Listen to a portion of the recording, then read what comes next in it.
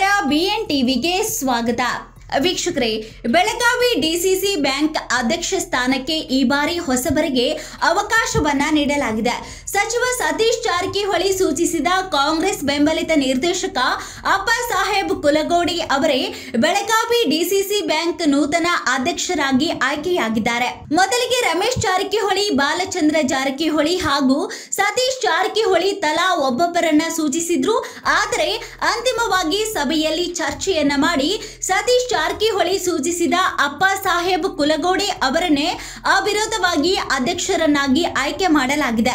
ಇನ್ನು ಬಾಲಚಂದ್ರ ಜಾರಕಿಹೊಳಿ ಸೂಚಿಸಿದ ಸುಭಾಷ್ ಢವಳೇಶ್ವರ್ ಅವರನ್ನ ಉಪಾಧ್ಯಕ್ಷರನ್ನಾಗಿ ನೇಮಕ ಮಾಡಲಾಗಿದೆ.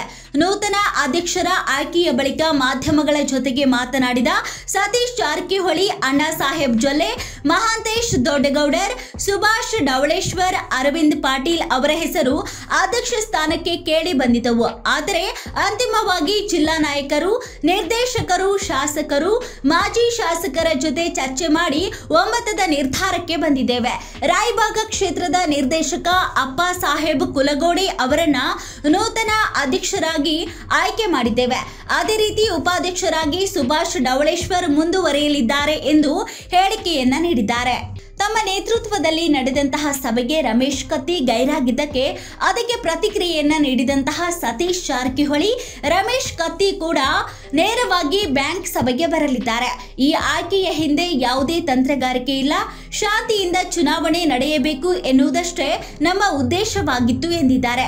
ಬೆಳಗಾವಿ ಡಿಸಿಸಿ ಬ್ಯಾಂಕ್ ಅಧ್ಯಕ್ಷರ ಗಾದಿಗೆ ನಡೆದ ಚುನಾವಣೆಯಲ್ಲಿ ಅತಿ ಹೆಚ್ಚು ಸದಸ್ಯರ ಬಲ ಹೊಂದಿದ್ದ ಬಿಜೆಪಿ ಪಕ್ಷ ಅಧ್ಯಕ್ಷರನ್ನ ಆಯ್ಕೆ ಮಾಡಿಕೊಳ್ಳುವಲ್ಲಿ ವಿಫಲವಾಗಿದೆ. ಈ ಹಿನ್ನೆಲೆಯಲ್ಲಿ ಸಚಿವ ಸತೀಶ್ ಜಾರಕಿಹೊಳಿ ಬೆಳಗಾವಿಯ ಜಿಲ್ಲಾ ರಾಜಕಾರಣದಲ್ಲಿ ಮತ್ತೆ ಕಿಂಗ್ ಮೇಕರ್ ಆಗಿದ್ದಾರೆ. ಆ ಮೂಲಕ ತಮ್ಮ ಶಕ್ತಿ ಏನೆಂಬುದನ್ನ ಮತ್ತೊಮ್ಮೆ ಸಾಬೀತುಪಡಿಸಿದ್ದಾರೆ.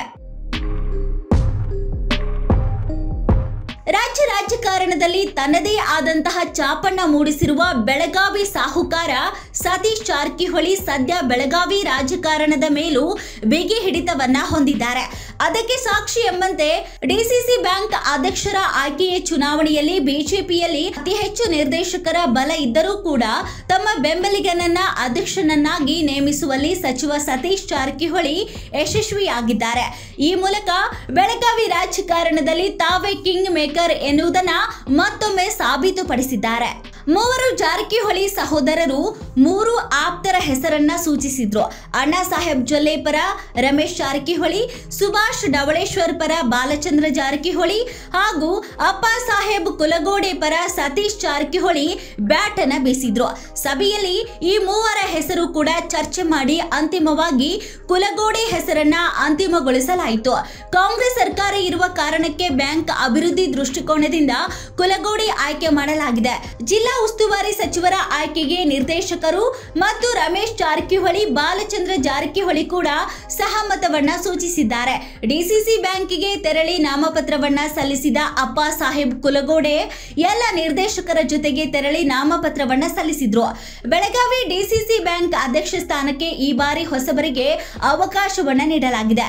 ಭವಿಷ್ಯದ ದೃಷ್ಟಿಯಿಂದ ಅಳೆದು ತೂಗಿ ಸರ್ವಾನುಮತದಿಂದ ಅಪ್ಪಾಸಾಹೇಬ್ ಕುಲಗೋಡೆ ಅವರನ್ನ ಅಧ್ಯಕ್ಷರಾಗಿ ಆಯ್ಕೆ ಮಾಡಲಾಗಿದೆ ಎಂದು ಜಿಲ್ಲಾ ಉಸ್ತುವಾರಿ ಸಚಿವ ಹೇಳಿಕೆಯನ್ನ ನೀಡಿದ್ದಾರೆ. ಜಾರಕಿಹೊಳಿ ಮೂವರು ಸಹೋದರರು ಒಂದೇ ವೇದಿಕೆಯಲ್ಲಿ ಕಾಣಿಸಿಕೊಂಡ ವಿಚಾರಕ್ಕೆ ಮೂವರಿಗೂ ಒಬ್ಬೊಬ್ಬರು ಅಭ್ಯರ್ಥಿಗಳು ಇದ್ರು. ಒಬ್ಬರನ್ನೇ ಆಯ್ಕೆ ಮಾಡಬೇಕಿದ್ದರಿಂದ ಮೂವರು ಒಂದು ಕಡೆ ಸೇರಬೇಕಾಯಿತು ಎಂದು ಸತೀಶ್ ಜಾರಕಿಹೊಳಿ ಹೇಳಿದ್ರು. ಜಾರಕಿಹೊಳಿ ಬ್ರದರ್ಸ್ ಸಭೆಗೆ ಗೈರಾಗಿ ಡಿಸಿಸಿ ಬ್ಯಾಂಕಿಗೆ ಶಾಸಕ ಲಕ್ಷ್ಮಣ್ ಸವದಿ ಭೇಟಿಯನ್ನ ನೀಡಿ ನೂತನ ಅಧ್ಯಕ್ಷರಿಗೆ ಅಭಿನಂದನೆಯನ್ನ ತಿಳಿಸಿದ್ದಾರೆ. ಬಳಿಕ ಮಾಧ್ಯಮಗಳ ಜೊತೆ ಮಾತನಾಡಿ ಮಧ್ಯವರ್ತಿ ಬ್ಯಾಂಕಿನ ಅಧ್ಯಕ್ಷ ಸ್ಥಾನ ಅನಿರೀಕ್ಷಿತವಾಗಿ ತೆರವಾಗಿತ್ತು ಎಂದು ಲಕ್ಷ್ಮಣ್ ಸವದಿ ಹೇಳಿಕೆಯನ್ನ ನೀಡಿದ್ದಾರೆ. ಬಾಲಚಂದ್ರ ಜಾರಕಿಹೊಳಿ, ನಾವು ಸಾಧಕ ಬಾಧಕಗಳನ್ನ ಚರ್ಚೆ ಮಾಡಿದ್ದೇವೆ. 3,100 ಕೋಟಿಗೂ ಹೆಚ್ಚು ಅಲ್ಪಾವಧಿಯ ಸಾಲ ನೀಡಿದ ಕೀರ್ತಿ ಇದೆ. ರಾಜ್ಯದ ಅತಿ ದೊಡ್ಡ ಸಹಕಾರಿ ಬ್ಯಾಂಕ್ ನಮ್ಮದು. ರಮೇಶ್ ಕತ್ತಿ ಅವರಿಂದ ತೆರವಾದ ಸ್ಥಾನವನ್ನ ಅಪ್ಪಾಸಾಹೇಬ್ ಕುಲಗೋಡಿ ಅವರನ್ನ ಸರ್ವಾನುಮತದಿಂದ ಆಯ್ಕೆ ಮಾಡಿದ್ದೇವೆ. 10 ತಿಂಗಳ ಅವಧಿಗೆ ಅಧ್ಯಕ್ಷರಾಗಿ ಆಯ್ಕೆಯಾಗಿದ್ದಾರೆ ಎಂದು ಲಕ್ಷ್ಮಣ್ ಸವದಿ ಹೇಳಿದ್ದಾರೆ. ಸಹಕಾರಿ ಕ್ಷೇತ್ರದಲ್ಲಿ ರಾಜಕೀಯ ಪಕ್ಷಗಳನ್ನ ಬದಿಗೆ ಇಡಬೇಕಾಗುತ್ತೆ.